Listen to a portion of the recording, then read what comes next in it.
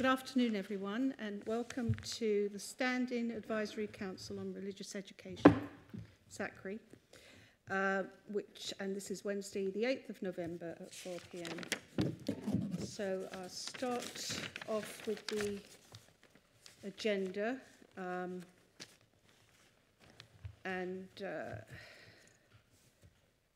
would be apologies for absence, or... Yes, Chair, we've had apologies from Ted Marley, Chris Hudson, Joyce Miller and Andrew Duffield. All right, thank you very much. So now we go on to the minutes that were held on Wednesday, the 28th of June, and as circulated, to be confirmed as a true record, is I'll go over pages 1, 2, 3, 4, 5.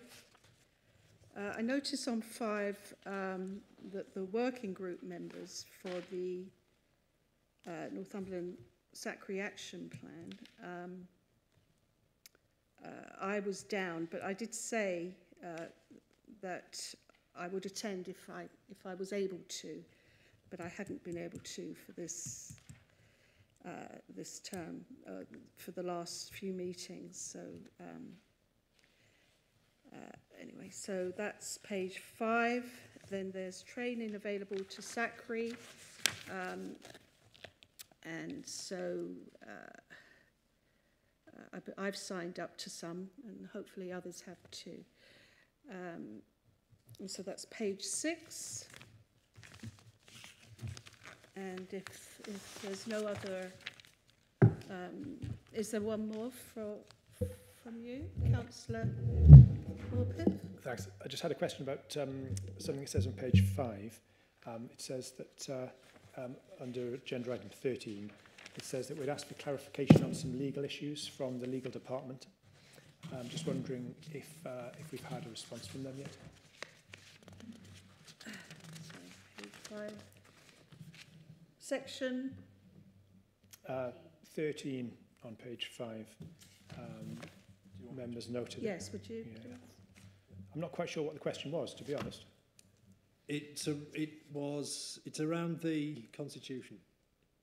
So the points that we talk about later on in the agenda about potential changes to the Constitution, they are the ones that will need the input from the legal department to check that they are right and proper. Okay, so presumably we haven't had any feedback yet. Not yet, because today we're going to look at the points that have been raised out of that working group and then take it from there. Brilliant, thank you. All right.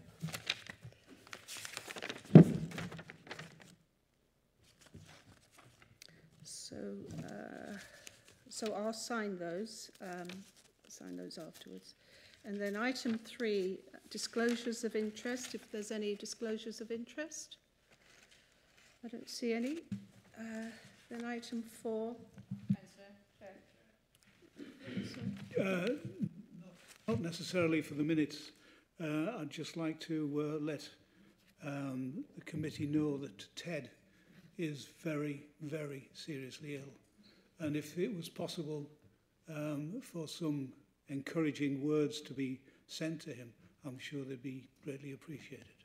Yes, of course. Yes, can you arrange that, please, Rebecca? Thank you very much. Yes, I was about to raise that as well, and I missed the point, yes, because I've been working with him on the Constitution. Thank you very much for raising that.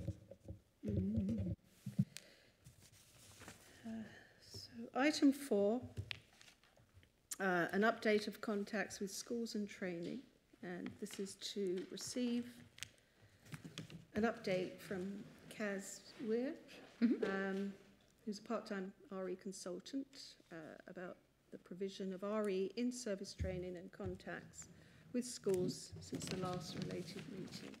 If you'd like to go ahead, Kaz. Sure, thank you. So obviously I wasn't here at the last meeting, but I did provide a report for Dave that has been put up, minuted. This term so far, a lot of it has been setting up the training schedule for the year hence. So we've got a number of training events coming up this term and then in the spring and the summer, all of which are designed to support the agreed syllabus and help schools with that implementation. Many of you will know that in the summer term, I held 4 drop-in sessions for schools to pop in and ask any questions and so on about where they were up to with the syllabus. It was quite encouraging that for a number of them, they were well on their way to embedding. And so this year, the training is very much about supporting that. And a lot of it is around supporting with planning. That's the thing that teachers have been asking about. So how do they turn the outcomes and the summary sheet for each of the units into a series of lessons? So that's going to be my focus. And I've got 3 network meetings coming up over the years, 1 in each term. We had the first network meeting a couple of weeks back for Northumberland teachers, and had 17 teachers attended that, a mix of first primary, middle, secondary and special. So that was nice to have the whole range.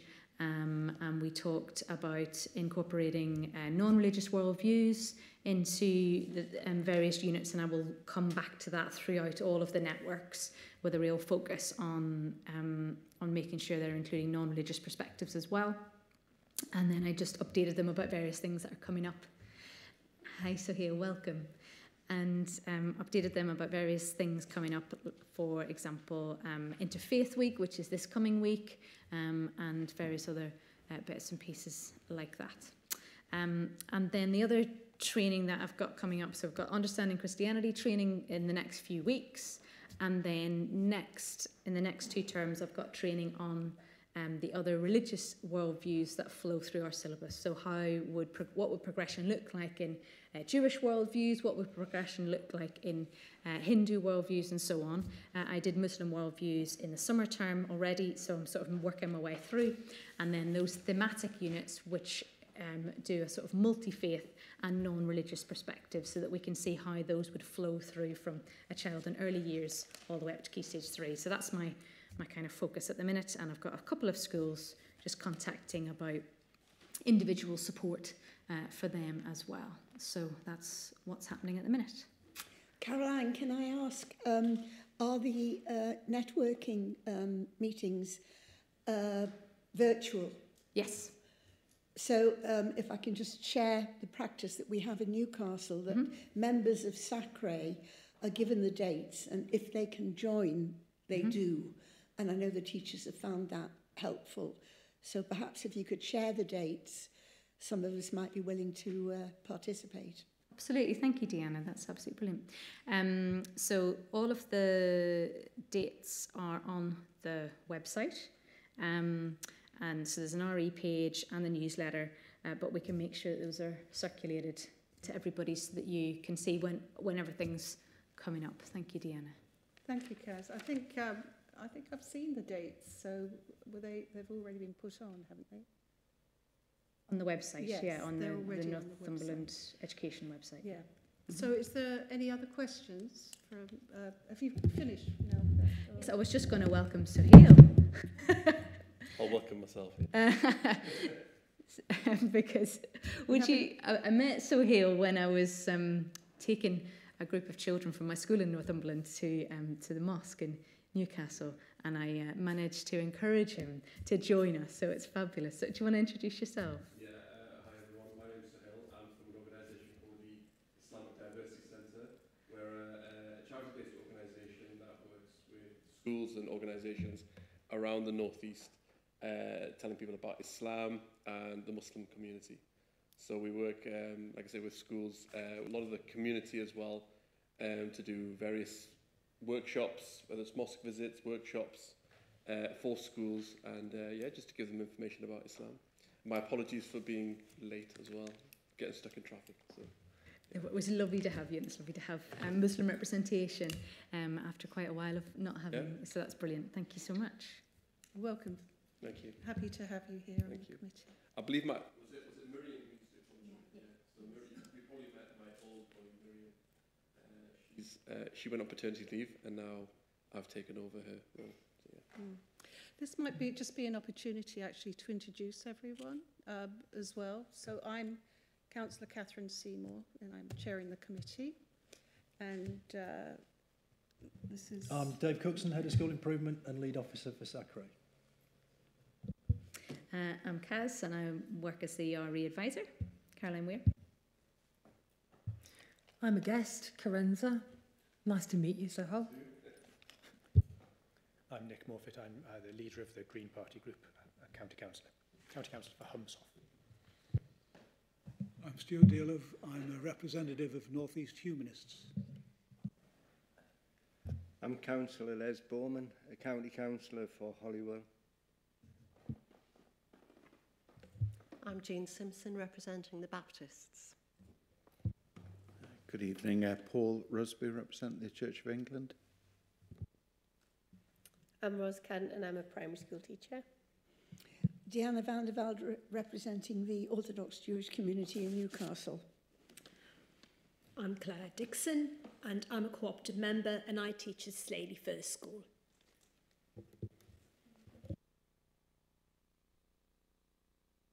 To item 5, which is the North East Rehab presentation. And this is to receive a presentation from the North East RE Hub, and that is with Karina. So, yes. Carenza, I'm sorry. So, hello, everybody. Nice to come to the SACRE. It's been a long time since I've been here. Dave and I were trying to work out how many years, and it's quite a few. And it's nice to see you've got a chair and other members of staff and Kaz here, because some SACREs don't have that. So my able assistant, Ros, down there, is going to help me. So let's get going. Now, in some respects, I'm teaching grannies to suck eggs, because as you'll see, there's 3 of you in the room already on here, so you'll know, actually 4 of you, so you'll know all about it. So we're going to begin with the RE Hub's website. Now, this is a national project, and it is designed to support teachers at their own chalk face. Now, what that means is that everything I'm going to show you is designed to support teachers in their own work in schools, but that depends upon organisations like your own to try and make sure they get the information and the links and the connections that they actually need. So the website is really, really easy to remember, but I can get it circulated through Kaz to your SACRE, no problem. re-hubs.uk, simple as that. So we're going to start with looking at the home page.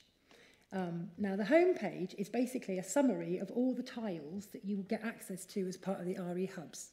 And you can completely ignore it, because where you need to go is to Hubs, up there, and then you choose England. This is designed along DFE regions, so we also have Wales in, and then North East. Now, this is the only one you really need to worry about unless you move house or you're on borders between other DFE regions, in which case you might want to dip into the one next door. Now, on this, you can see my little evil photograph at the top. I apologise for that. And you can email me at any point on that address if you've got any queries or you want something doing. So what we're going to do is going to look down to the top row. Now, the top row is the one that most teachers will find most interesting. And I'm going to do a little presentation for Kaz for her teacher network groups. And that's where the main focus is going to be. So let's introduce you to yourselves. Should we do that? So basically, anybody can register to be a school speaker. Anyone, at the moment, anyone can go into a school and speak about religion. Any of you could do that right now. Humanists do it very well. There's a big training program which you have to go through, but actually you don't have to do that. And the resource centre that I work in has got a whole list of people. In order to get on here, you have to be kite marked. You can put that kite mark on any of your literature or your organisation. And you have to undergo a 90-minute briefing to ensure that you're actually online and doing educational principled work. So if we click on school speakers, and we'll go to the right-hand side, and I wonder who that is.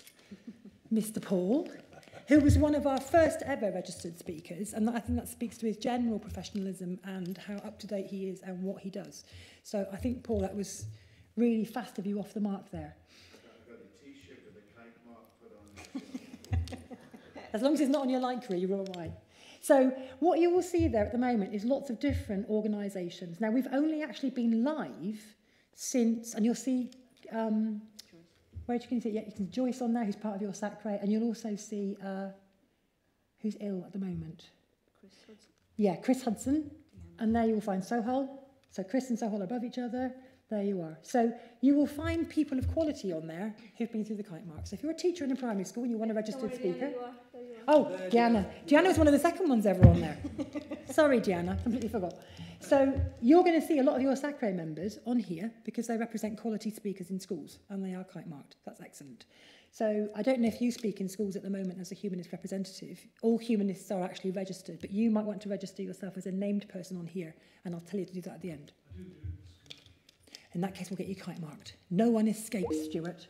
So the connection for teachers is straightforward. They look at the school speakers, they see which faith tradition, religious worldview or non-religious worldview, and they click on and they can contact them directly. Straightforward.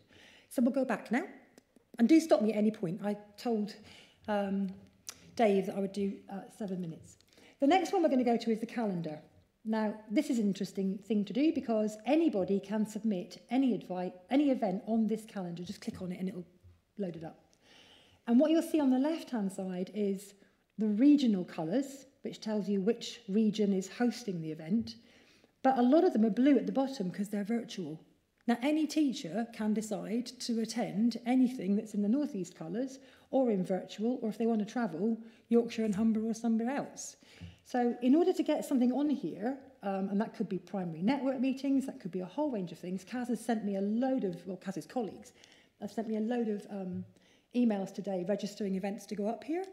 So they will be up on here, and you can go by month or place or anything you're interested in. You can search the website to find things, and you can put it into a list if a calendar is not your easiest way of viewing. So that enables teachers in your area to spot what's going on, not just in your own local authority provision, which you'll have arrangements with, but stuff that might be going on in a local church or a local exhibition that's of interest. So we're going to go back one, and then we're going to go to the next tower, please. Thanks, Ross, that's great. Again, places of interest. Anywhere can say it will host children. Anywhere can say that you can come along with a school, but you only get on here if you've undergone the briefing and if you are willing to show that you agree and sign up to educational principles, so you're not going to be proselytising or doing anything strange. Is that loading up okay? You might have to go on the actual... Yeah, there we go. So first up is Gianna, because Gianna was the first place to get a kite marked. And then you will find other organisations. There's a bit of a lag in some of the places because the website only went live in August, and the training for this is month on month, and some people have had to cancel a couple of times and not be on, but it's building all the time. And there is the IDC, which is Sohal, and his group, which I totally recommend, and there he is again, his little name. So lots and lots of things on there. Holy Island were registered really quickly, actually, your regional one, so there's quite a lot, given the whole northeast is based up in this area. It's interesting. So again, if we go back, and if you've got people or places of worship that you want to register on there, you could be part of a local church that's got a really interesting heritage site. You might be part of Holywell. Or if you're in a school and you know you definitely go somewhere because it's got a real heritage, encourage them to get signed up. Because there's no local way of getting that access on there for your teachers in your area. And then local groups, let's go and find Kaz. So if we scroll down a little bit, that's Kaz in the middle under Diocese of Durham, but there's also the Northumberland NARI network. Now, you've got your own website, but if you click on that one for me, Ros, what you'll also see, because Kaz's colleagues have updated it, is when your regional meetings are. So any RE teacher that's searching, what's going on in my area, can contact Kaz, go, can I come along to this? Is this? And she might go, yes, you can, or no, you can't, you don't fall in this remit, but you might try that one. So if you're part of a NatTre group or anything like that, get yourself registered. So we'll go back up. How am I doing for time, Dave? You're doing absolutely fine, thank you. Okay. So now we're going to the next level. Now, if you click on resources centres is a dying animal. In the 1980s, there were over 88 of them. Now they're not.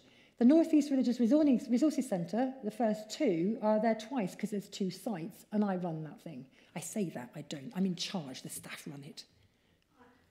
Go on, Claire. I've been there this afternoon to get my resources. That's why I just got here on time and to take them back and bring them back. And it's brilliant. Absolutely brilliant. I can really, really recommend it wholeheartedly, 100%. And I said I might even get the chance to fly the flag tonight. And she flew that flag, and I love you very much. The advantage is that we have staff at each site, so it's fully staffed. So if you're not sure of something, you can ring, email, tweet, Facebook, or even get in touch with us on Instagram. And real people will answer your questions. Real people will find out how you can get help. So there's no question too stupid that you can ever ask. I've been in my job 30 years and I don't know stuff all the time. So feel free. The ones that are Jewish Museum and Sikh Museum are on there because I can't move them yet. I'm waiting for my boss to tell me how, but they're going to get shifted off into another place. I'll show you that in a minute. Okay, Ros, next one. Thank you. We'll go back out and then we'll go along. This is interesting if you have, or you are, early career teacher or an initial teacher training. The reason it has NQT is because it's still NQT in Wales. It's not established in, it's gone in England now, but we serve Wales as well. And these are all different resources, projects, courses, anything that might help an early careers teacher or someone who's in initial training to do something. Some of them are chargeable, some of them aren't, but they're just there so you know that they're there. So if you as SACRE are thinking, how can we support our teachers, you might want to see what's there already to go alongside the local authority or the diocesan offer that's already free and already available online. So it has to work collaboratively. Nothing on here is supposed to compete. Nothing. The RE Hubs is a shop window to what already exists that's good practice. So if we go back and then along, RE News, I don't really use that, but for some people it's really interesting and there are some really good articles in there, Spirited Arts. If you're doing a newsletter or if you want to see what's happening at the moment for quick briefings or quick, you know, what's happening as an RE teacher, what's going on nationally, that's up there. And we'll also be adding shortly REQM schools that are achieving that status. There used to be a lot in Northumberland and Durham, and since well before lockdown, they've not had the opportunity to focus on that, but that's coming back a little bit, I think. So we'll go back and then we'll go up. That Welsh Jewish Heritage Centre is great. There's a real ambition amongst the Jewish community to get to get RE centres scattered throughout England. That's brilliant. And then RE blogs, if you're an RE blogger and you have insomnia and you want to find things to read before you go to bed, that's why I use that. Do you ever use the blog one? I don't look at the blog one. But there's some really interesting things in there. And a lot of them are research-based if you're in school and you want to do research. So we'll go back up and come up to the very top. Now, what I'm going to show you now are two bits which basically, one is not so relevant, but you might be interested, and one is very relevant. So upskill takes you to a completely different area where you can find, as an RE teacher, where your local SACRE is, and you appear on there, what exhibitions might be going on locally. Holocaust education is a separate area because it's so specific, and I'm building that at the moment. That's one of the things that I do. And then it takes you into other bits and pieces, some of which cross over and some of which don't. So REQM at the bottom left is the RE quality mark. So that, again, is something that we're building as we go along. As I say, we've only been live now for about 4 months. And if you go back up to the top, all of you who will be lovely ambassadors for me and want to get yourself registered as a speaker or nominate a local church or place of worship or not a place of worship, it could be a community centre. That's how you can do that. And one of Kaz's colleagues was registering training today and they were registering CPD. So that's how you can get engaged directly. And the other last thing I'd say in closing from my point of view is that this is not a random thing that appeared out of nowhere. It's being sponsored by Culham St Gabriel's, the RE Council of England and Wales, by NASACRE, the National Association of SACREs, who are hosting a meeting which your colleagues here are all attending next week, how we can get the regional SACREs to have more of a voice nationally. We are not here to do the RE, we are here to bring all these organisations into a front-facing shop window to support the greater infrastructure. That's our job. So that's what the RE Hubs is, and if we can serve you in any way, then that's our job. Does that make sense? Okay, not sure what the time was, but... Very good. Thank you very much Okay. for that. Did you want to say something, or was... No, just take questions. Okay. Well, thanks very much for putting this together. So is there... there's not slides, so it's actually you have to log in to this, to this. So. Yeah, to get access to it, it's completely open access to anybody. Completely open access. But I'm going to do a little slideshow for CAS for teachers, yes, which we can make available, to SACRE if you'd like that for members who aren't here. And all the details to access, as well as, I've noticed all the free courses on here as well. So yeah, there's lots and lots on there. I think what we don't want to do is frighten teachers or frighten anybody about what's out there. What we're trying to do is say there's a pathway you can follow. And if you are confused, get on an email, send it through. Mm-hmm. And I'll send them back to CAS or back to whoever it needs to go to talk to in person. Okay. We're not here to supplement or anybody. All right. So I'd like to open up the floor for any questions from anyone. Yes, Councillor Bowman. Fantastic. It's an amazing piece of technology and resources. Does the teachers or anybody else have to register? And do they get updates on a regular basis, newsletters, information? At the moment, it's a great question on two halves. At the moment, it's completely it's access free and always will be. The only bit that might be chargeable at any point, and probably from January, is the calendar, in that if you've got courses that are chargeable, you're asked to put a small contribution in to advertise. But it's a tiny fee for whatever. I think it's like 25 quid for up to £500 cost. So that's the only cost at the moment to anybody. So teachers just can jump in and out as they like.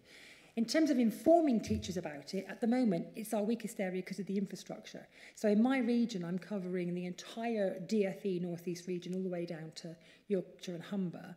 I'm 2 days a month, by the way.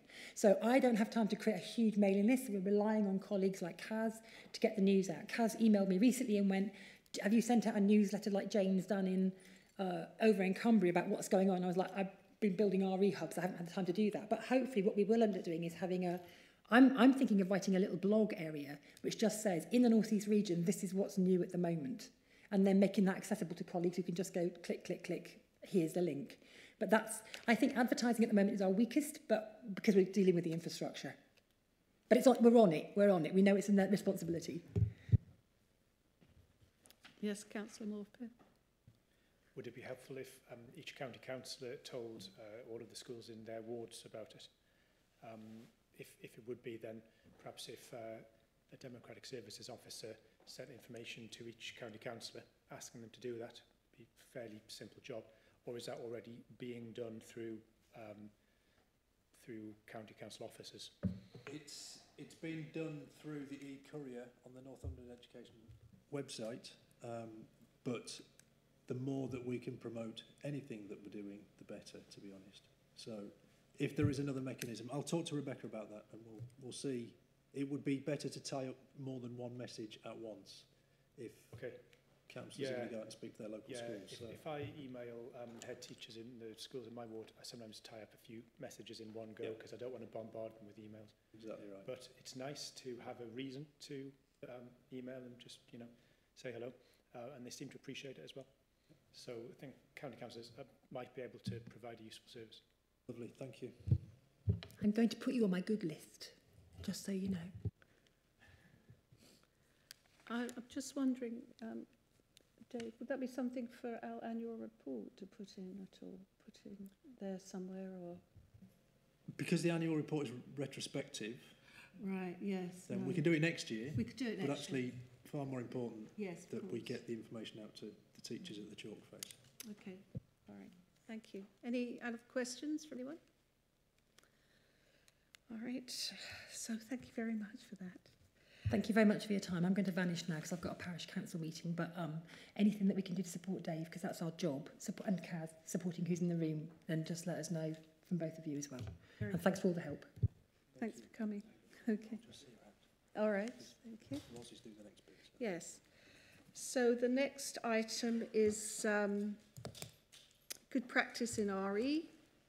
To receive a presentation on what is good practice in RE from Ros Kant, Cragside C of E Primary School, and that's the Teacher Association Unions. Is that you? Or not? Say the last part again. Is that? She's a teacher from Cragside. Yes. Okay. Are you happy there, or would you like to come up here? I'm happy here if everybody's happy to look over here. If that's all right. Yeah, I have got a little pack to give out in true teacher style, obviously. Right.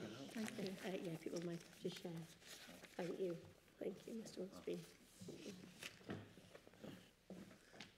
Monitor. Yeah. Deanna, you might spot yourself in the little pack. There is a photo of you in there from when you did a visit at our school, just to let you know. Must be pre-COVID. No, it was a virtual visit you did last year. Oh, yeah. Yes, you have.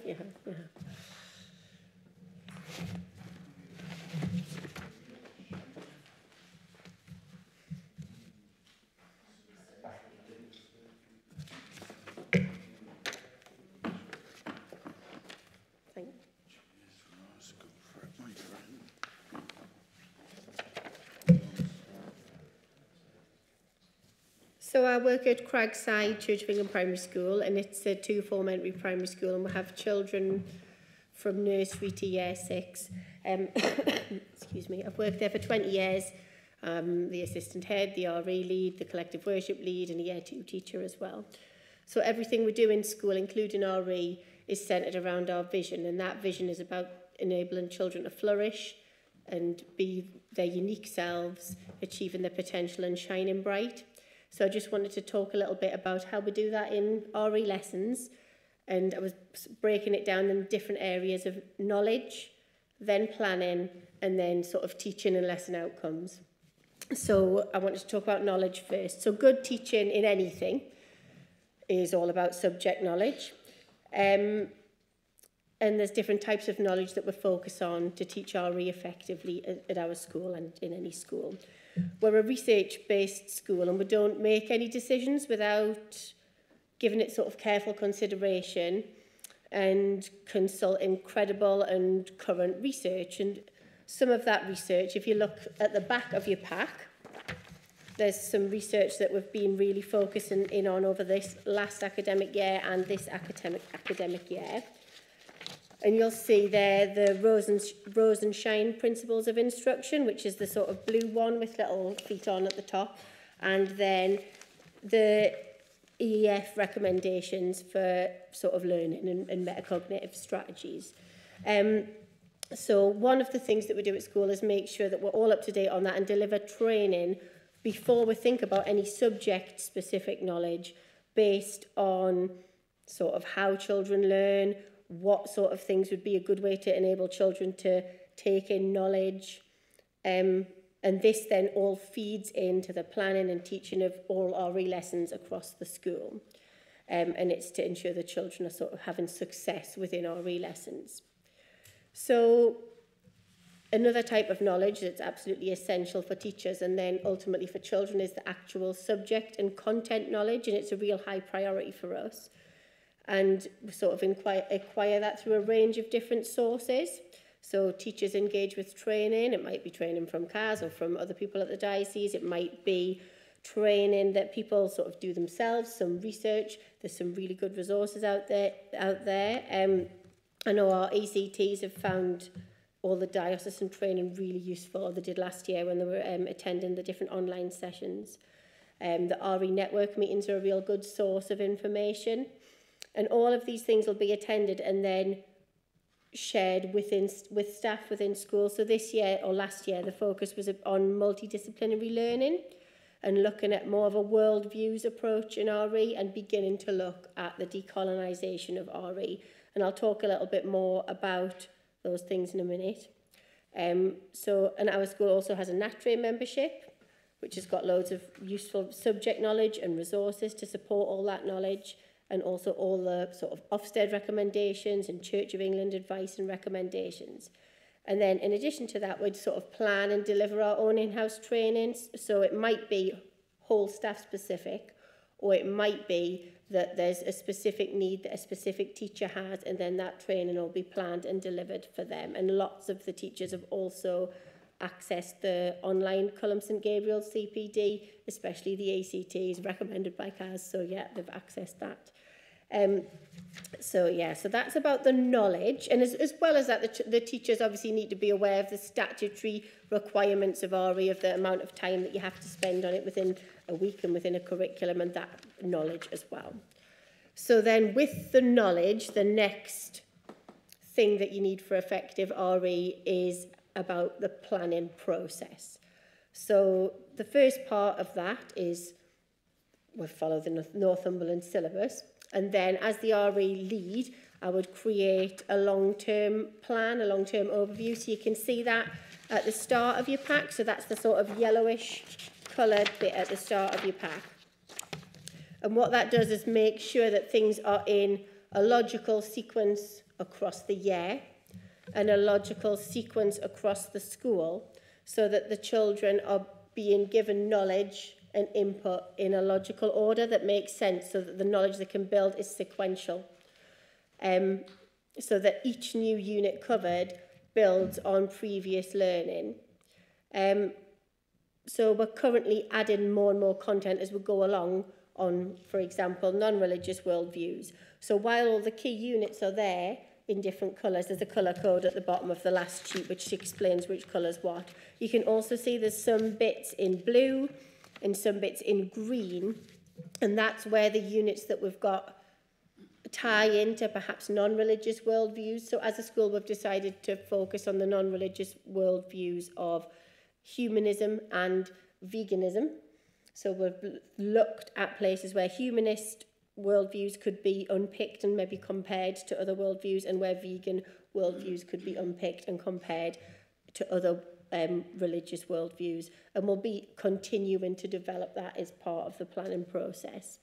We're also in the process of the decolonising of the curriculum. So we'll look for resources where we make a deliberate choice of things that we're showing the children to present a diverse picture of, so there's not just one thought in the children's minds of this is what a Christian is like, this is what a Muslim is like, this is what a humanist is like, that there's different representations of faith that children have access to. So we're careful with the images that we choose, with artwork that we might choose, with books that we might choose to share with the children. So as part of that, we've recently created an RE library in school. So I've brought, again, in true teacher style, some things to show you. I will pass the, sorry, I've just nearly hit you with a book. I'll pass them around, you can have a look. So there's different, so there's fiction books and there's non-fiction books that are high quality, I'll pass them all around, just to give a sort of a diverse look at the world of faith. And some of them, these are really good, the Belonging and Believing books. There's one for all the standard religious worldviews, and a humanist one, and a Baha'i one, which is really interesting. Just showing children within a family of what it's like to be part of that community. So this is there for the children and for the teachers to access, so they can access it. Maybe if they've been interested in something in RE, they might think, oh, I'll go to the RE library and see if there's something about that. Or a teacher might specifically choose a text and make that deliberate choice. I'm going to read Malala's Magic Pencil as part of my teaching about Islam, or whatever they've chosen for that specific unit of work. So that's been a real positive addition this year to how we teach RE. And it's sort of showing real stories of real people of faith, basically. So after the long-term plan and all the resources that are there, the teachers then plan their own weekly sessions. So they use the additional units that you could purchase and the Understanding Christianity materials to support their planning, as well as any other useful resources. We're not particularly prescriptive. We don't say you must follow this by this exact letter, as long as what is in the Northumberland Agreed syllabus is being covered. The teachers are sort of free to plan in a way that suits best to be progressive for their children within the classroom. And then there's also a balance between, in planning, theology, philosophy, and human and social sciences when planning RE, to ensure a breadth of understanding. There are some things in the pack about that, but I'll maybe mention them a little bit later. So that's the planning process. And then after that, the teaching actually happens with the lessons and the outcomes. So in our school, we teach RE for about between, again, we're flexible. We're a flexible kind of school. Between 1 hour 15 to 1 hour 30 minutes each week. And again, the teachers are free to say, right, I'm going to take a little bit more off this lesson this week to have a little bit more on RE if that's needed for the discussion that they're having. It depends on the lesson content, basically. The children work in a range of different ways, and they're always exploring a big question, but then we plan using smaller questions for every lesson so that the children are always trying to find an answer. So they're always thinking about, okay, I've got this question, what are the possible answers that might, because obviously there's not one final answer normally at the end of a unit, there's many answers depending on people's different opinions and thoughts and beliefs and ideas. So these questions are broken down into smaller questions, and just encouraging children to have an inquiring mind and to provide a basis for sort of class discussions. So we work in RE books, but also have big floor books. So again, I brought some of last year's to just pass around. So I haven't got one from every year group. So on the whole, sorry, yeah, in the passing around seat, sorry.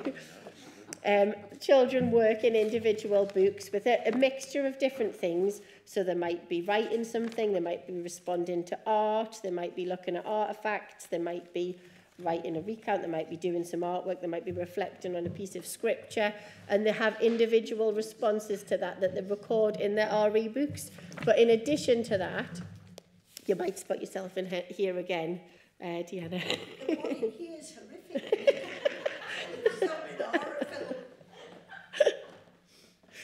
This is, we have sort of big floor books where, because a lot of RE is about discussion and about talking about ideas and opinions and beliefs, that can't really be recorded in as much of a meaningful way in an individual child's book, especially when they're younger children in reception in year 1 and year 2, where they maybe haven't got the skills to write that down yet.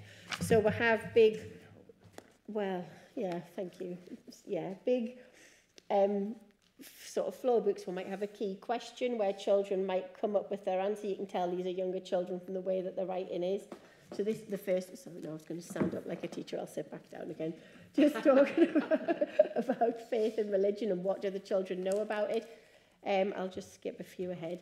So, for example, this here was sort of exploring through artefacts of the Christmas story. So it was just a bag and the teacher unpacked it and took more and more things out of the bag. And what could this be about? And the children, just all of the discussion and vocabulary that comes out of talking about a topic as a way of introducing the Christmas story to children and gaining an assessment of what knowledge they might have had already.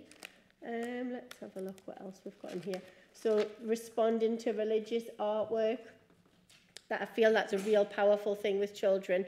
One of the things that worked really well that I saw last year was the teacher put an art gallery up at Easter of different images of Jesus at different points in the Easter story, and the children had to go around like art critics and pick out what they could gain from it. Again, a good assessment of their knowledge. Here we had some bears that came visiting from All Saints Church in Rothbury, all dressed up as Christmas characters, and they had a little bit of information that came with them and just different ways for the children to engage with topics. Let's skip ahead a little bit. Sorry, Paul. I'm just looking what else. I'm just looking for you, Deanna, to talk about religious visitors coming into school. Oh, here you are.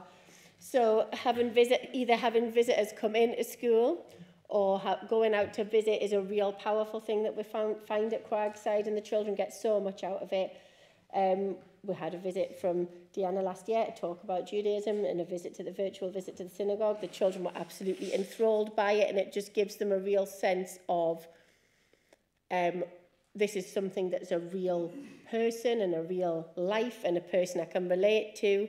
We had a similar thing of a visitor coming in to talk about their faith at Easter, and she baked them a simnel cake and brought in things that she did with her family. I've lost the pictures of that, but we can pass it around. You'll be able to have a look. We've had this year a visit to Newcastle Central Mosque. I have never seen a group of Year 2 children be so quiet and so still for so long, and that none of them asked for the toilet, none of them asked for a snack, none of them asked for a drink, because they were just so not overwhelmed, but overawed by the place that they were, by the way the people were talking to them there. And it just gave them a real sense of what it means to be a Muslim, what it means to be a Jew, what it means to be a Christian and be that real person. So we find that as being really important. So yeah, we're working a lot of different ways, as you can see. Oh, there's more to look at. Sorry, I'll pass them around. Yeah, that's the last thing I'm passing around, sorry. And then we just monitor that teaching, because it's good to have all these ideas of what makes effective teaching, but how do we know? We need to make sure that it's effective, and we do that in a light touch drop-in way. So as the RE lead, I would drop in lessons. I would chat to children, which is the most important thing. That's what Ofsted would also do. They'd come and chat to children and say, tell me about what you do in RE. I would have a look at the work that teachers have produced. And then from that, we would always then have a discussion about this is what's working well across the school, what do we need to tweak and improve next. So as part of the pack as well that you've got, I've photocopied. These are all from last year, because this is the third time I've been going to do this presentation, and I've ended up cancelling. So these examples are actually from my last year's children. But in the pack, there's just photocopied examples of those 3 different different disciplines of RE just across the school, and different examples of ways of effective teaching. So thank you for listening to that, and just if you have any questions, let me know.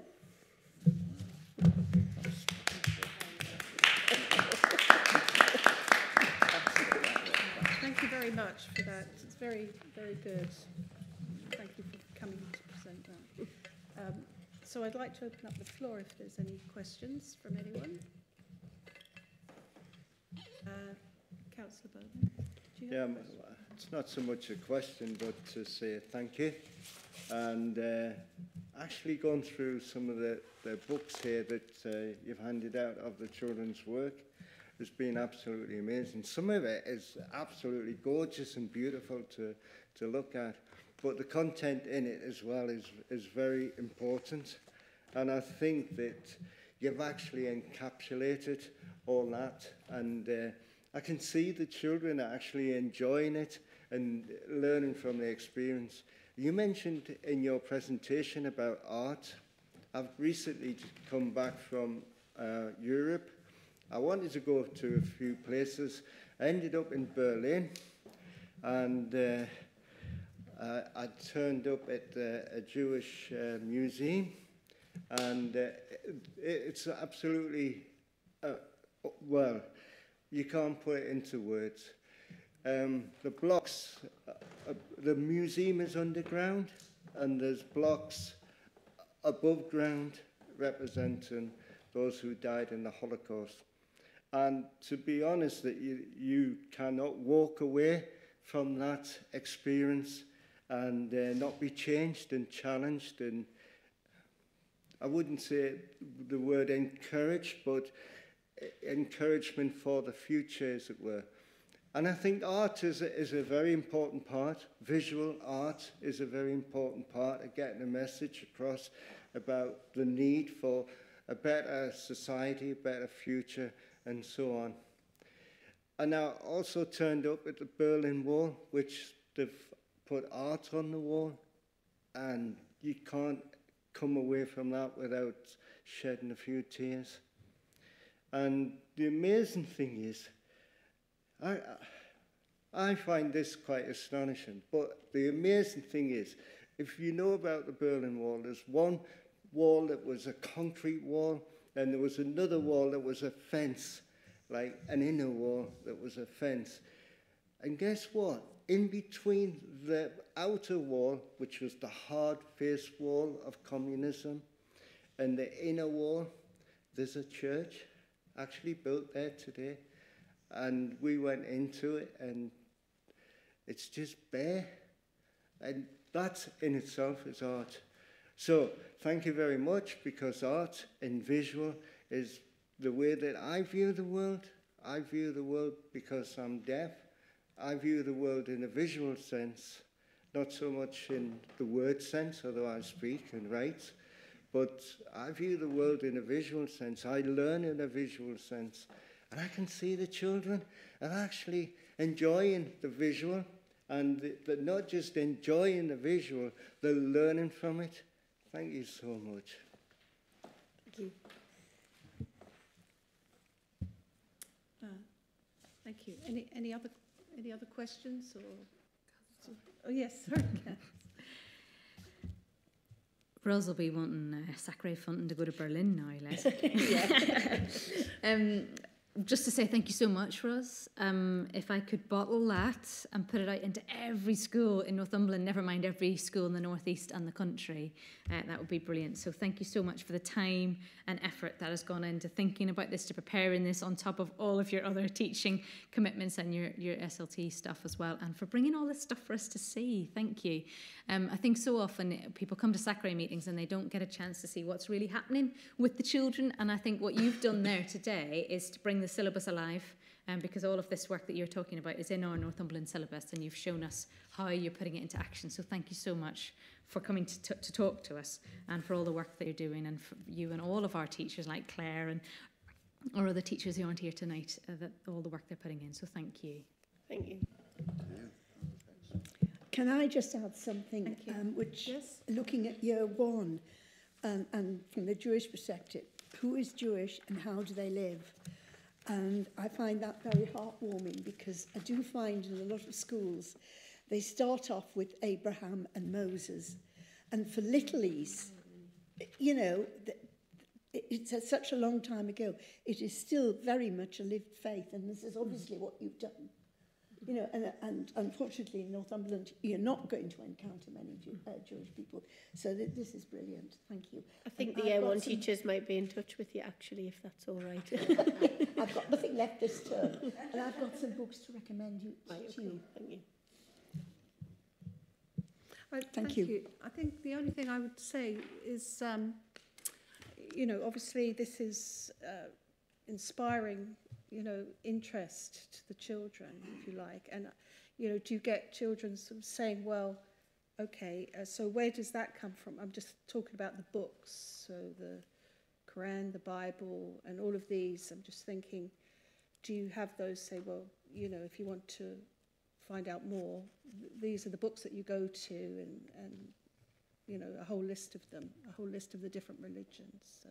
Yeah, so we'll have some of them in school, and then we would obviously, if children want to, we would always share sort of aspects or sections of scripture within sort of RE units. That would always be a part of it. But then if children were wanting to read those books, then yeah, we do have copies of some of them, and then we'd probably have access to other ones. Yeah. So you can do it. So yeah. That's good. Okay. Thank you very much. Any other questions? I don't see any. So thanks very much for that. And I haven't been able to see any of the other things, so we'll have a look at those. All right. So the next section is item 7, which is SACRE self-evaluation tool. That's to discuss section 2 of the SACRE self-evaluation. Yeah, I'll talk to that one. Dave? There was supposed to be a meeting between Claire, Kaz, Councillor Morpeth and myself. That hasn't happened. That's my fault entirely. So that meeting will happen before the next SACRE meeting, and I will report back on progress at that point. Right, thank you. So item 8 is the draft REC handbook, and this is to discuss this, and that will be Kaz. This obviously was an item on previous agendas that we didn't get to. It's really just to note that it exists. In many ways, so the REC is the RE Council for England and Wales, and as many of you know, there's been a development on worldviews over the last number of years, and we've been talking about that in SACRE off the back of the RE Commission. So for those of you who are brand new to SACRE and brand new to what we're talking about, a few years back sort of 2015-16, the RE Commission was set up, and they did lots of research finding out about children and young people's experience of RE and teachers' experiences of RE in schools and local authorities and so on across the country. And then all of that information was collated into the core report, Commission on RE. And many of you will know Joyce, who's one of our members, who was one of the commissioners actually as part of that process. Then off the back of this focus, this kind of new focus on worldviews, there's been discussion and exploration as to what a worldview is, and then what impact this might have on religious education and how it is taught. And so this draft resource that was put in the pack a couple of meetings ago, and maybe last meeting as well, is the kind of culmination of where the work has got to so far. So the RE Council has commissioned some work to think about, well, what would that core report look like in practice for schools? And so this document is really for curriculum writers and syllabus writers. And at the moment, we're sort of midway through a kind of 3-year project that the RE Council are doing.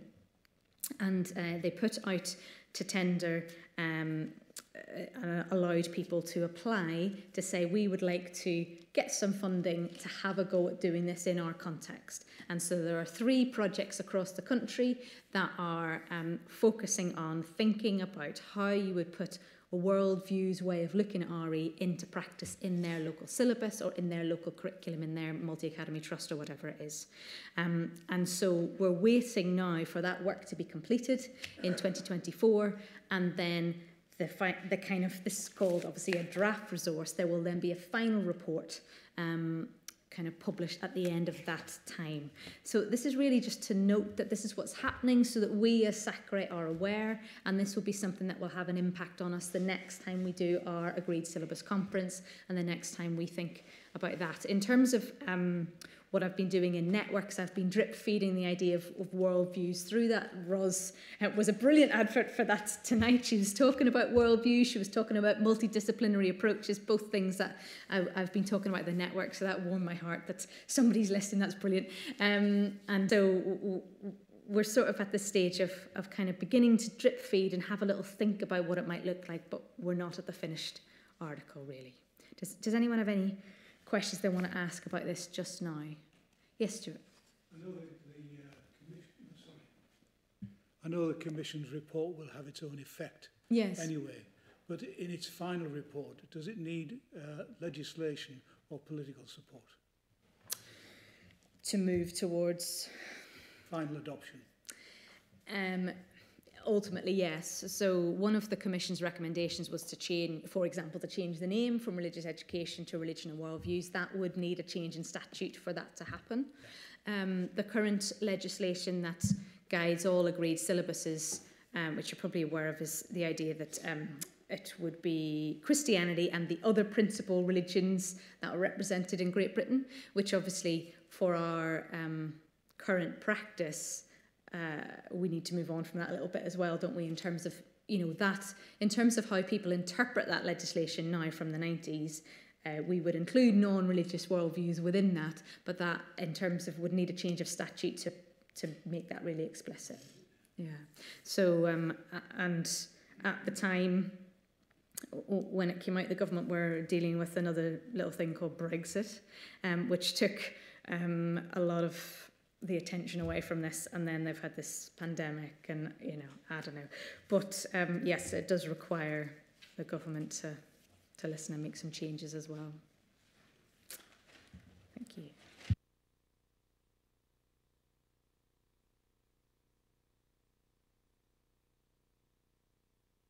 I don't see any. So this is when would this be finished?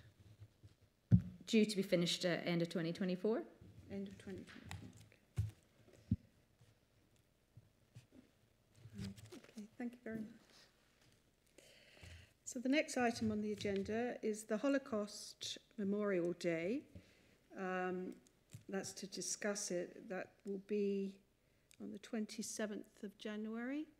That's the actual day, but sorry, Chair, I'm on the working group for Northumberland, convened by Jackie Roll. Yes. And we've had one meeting now. The actual day is a Saturday. That's a Saturday? Yeah. And so certainly for the Jewish community, that's difficult. So I can't remember I think it's the Thursday of that week that Northumberland are going to be doing things.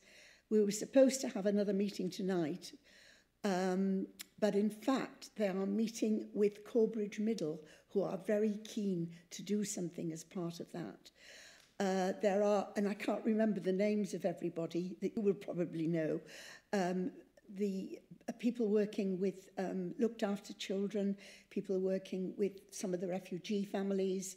Our rabbi has the date for it. So it's really going very well. We're having fortnightly meetings wherever that's possible. So, it really is being well organised this year. All right, good. So you're, well, our next meeting won't be until February, so... It'll be afterwards, so it'll be... There will be hopefully a report afterwards, I would think.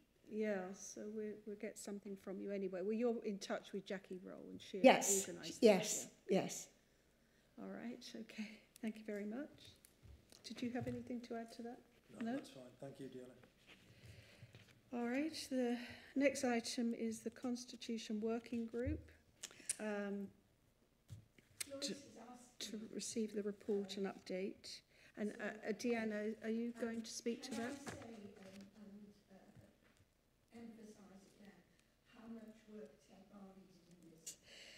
He was really the eyes and ears, and scrutinised everything with such detail, and there is a lot of detail in it, which I think is fairly obvious. We've got so far and no further, and we're delighted that Chris Hudson can join us, and I really haven't put much input into it myself, but the others have. It's really just tidying up the Constitution, doing certain queries, and I think there was something came up before about the legal department, and I think there are certain questions at some stage that we in the Constitution group need to ask the legal department. I don't know whether anybody's got anything that they particularly want to ask me. And it probably would be better if Joyce were here. Yes, it would. Unfortunately, she can't be here. Yes, I know. This is going to be presented at the next meeting in the spring term anyway, so... Yes. I suppose we're just going to note the recommendations, I would think. Sorry? Note the recommendations. Yes. Some of which maybe are... I have a question from... Yeah. The danger of revealing myself as a slow learner. I wonder if it would be possible under Section 5 of the existing Constitution to extend the period of time that we have to read all the documents and to absorb the information contained therein from the present 5 days. I find it, and again I'll reveal myself as a slow learner, I find it difficult to absorb all of that in the time between us getting the papers and having the meeting. Yes. If that could be extended or preferably doubled so that it is effectively a fortnight, I personally would find it very helpful. I think that's one of the things that's actually that we've asked for as well. I don't know, I think we did have a chat about that, didn't we? Dave, did you want to speak to that? Personally, I can't see any reason why that couldn't be done, because we're bound by the rules within which democratic services work. That's, I think, where the stumbling block is. So I will endeavour to ensure, Stuart, that for the next meeting, that all the papers and so on are out at least 10 days in advance, because I think it makes perfect sense. Better prepared committee members at a committee can only be a good thing.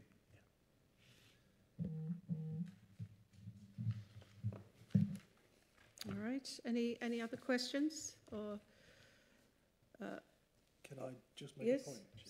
Okay. Are there any of the proposed changes or amendments that anybody would like to question or query? Or are we in agreement that we think that what has been suggested in the paper, they are correct, appropriate, and the kinds of things that we should be adopting formally at the next meeting? Is there any feedback for Joyce, is the ultimate question. Right. Joyce has kept you informed of what we've done, so that we're not doing things secretly. And I do appreciate the time that yourself and Ted and Chris and Joyce have put into this, because it will be, really useful to have had so many eyes upon the Constitution. So thank you. So we're agreeing to note the report to come back to the next meeting, and I think it has to go through legal anyway, doesn't it? Once it's is that right? Once the Constitution has been amended, then we will have to go back to legal and check that those amendments, they're in agreement with those amendments. But that's a process that we'll need to go through, and then the amended Constitution would need to be agreed by full council. By full council. And we've gone through that process in the past, so it's just when did we last do it? about 2 years ago. About 2 years ago. So it's a process to go through. It can be done, no problem. All right. Okay, thank you very much for that. Speaking to that, Dina. Okay. So the next item is item 11. It's the Northumberland SACRE Action Plan, and that's to monitor the Northumberland SACRE Action Plan. Yes, so that's you, Dave. Yep. So you'll find the action plan in your pack, pages 57 to 60. This is the action plan from last academic year. The majority we have made good progress with. There are some that, in particular around item 15, that are being taken forward within the Constitution Working Group. And the plan, 12 months ago, Joyce wrote a paper where she suggested 30 different points that SACRE needed to consider going forward. The plan was that we would look at the first 16, and they are the things in the action plan last academic year, and then we would look at points 17 to 30 in this academic year. So my job is to rewrite the action plan, to take some of the bits that we haven't quite finished from this year's, the one in your pack, add in the 17 points that Joyce has written on here to create an action plan. So what I'd like to do is I'll give you a copy of Joyce's 17 points from last year, so that you can have a look and see if they are still relevant, because of course this was written 14 months ago now. And any feedback, once you've had a quick look, and it is only one side of A4, if there's any feedback, you can get that back to me so that I can ensure that before the end of this term, the new action plan is written, ready and underway, based on your feedback, rather than write it and then get your feedback. I think it'd be easy to take your feedback first and then write it properly first time round. So I'll hand those round before the meeting ends today. Generally, I thought we made good progress last year. There were some areas where we could have made more progress, but I think that SACRE in general is getting better and more effective as time goes on. Obviously, I'm very grateful to you and Kaz in particular for all the work that you do. That means that we are becoming a much more effective body. So long may that improvement continue. Thank you. All right, so we're on to item 12, which is SACRE Annual Report Progress, and that's you, Dave. Yep, so the annual report is underway. I need some information from the clerk, so we're going to meet hopefully next week so that I can ensure that information is in the report. Once that's done, I will send you all a draft copy for you to have a look at, because again, I wrote it last year. I got quite a lot of feedback after the event, which of course by then the report had been submitted. So this year I'll ensure that you've got the draft in good time so that it can be submitted either just before Christmas or just after Christmas. Kaz has got a section to write. As I say, I need some information from Rebecca, and that will be it will be with you within the next fortnight. And I'd welcome your comments. Thank you.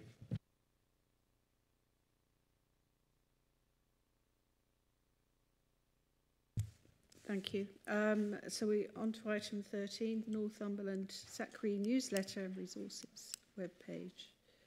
Dave? Just a termly reminder that the newsletter exists. I think it was 378 views when Kaz and I looked this afternoon, which across 167 schools, and that's over a 12-month period. That's not a lot, when it's probably me looking at it a lot or editing it. So there is still that job of work to do to ensure that our RE colleagues in schools know it's there and are using it. But it's there, it's updated. Thank you to those of you that do send me information to include, and everything gets included. If I'm not sure about it, Kaz says yay or nay as to whether these things should be included. So it's there, and it's. I think it is of great use, but there's just not enough people looking at it. So the newsletter can be accessed from that link on the agenda. And again, Nick, that might be the kind of thing that councillors can ensure that the message gets out to people. But any chance you have to remind colleagues in schools that there are resources available to help them do a more effective job more easily, then any help that you can give us would be much appreciated. Thank you. Me again. Yes. Can I just, you're talking about resources there, mention a resource which I think I possibly sent to Kaz and to Dave, which was set up by International Durham of Judaism in the Northeast. It is a video of mainly the rabbi in our new synagogue and myself looking at some practice, and it was used with about 20 schools in Durham, and then we did a Q&A session with it, and I use it myself with certain schools. So it's you can find it on YouTube, and it's the title is Judaism in the Northeast. We did it in the summer, so it's up to date.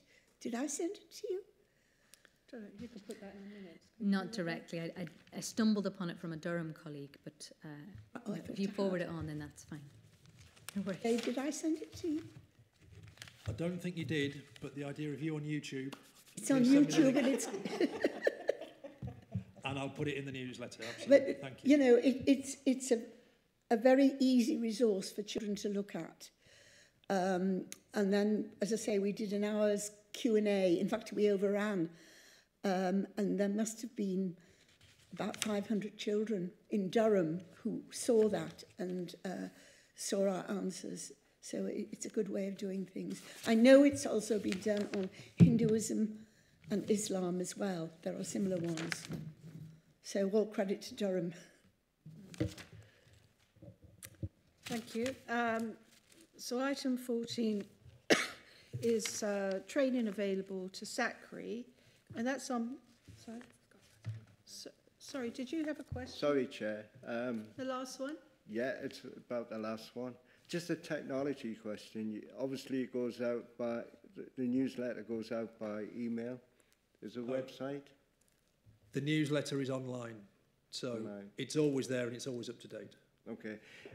You know how we as members here within Northumberland County Council are linked to Teams? Are the teachers on such a system? Because different schools use different systems, then that wouldn't be easily done, which is why the newsletter's is online and available to everybody, because that is the simplest technology for them to access from whatever devices and whatever operating systems they use. Right.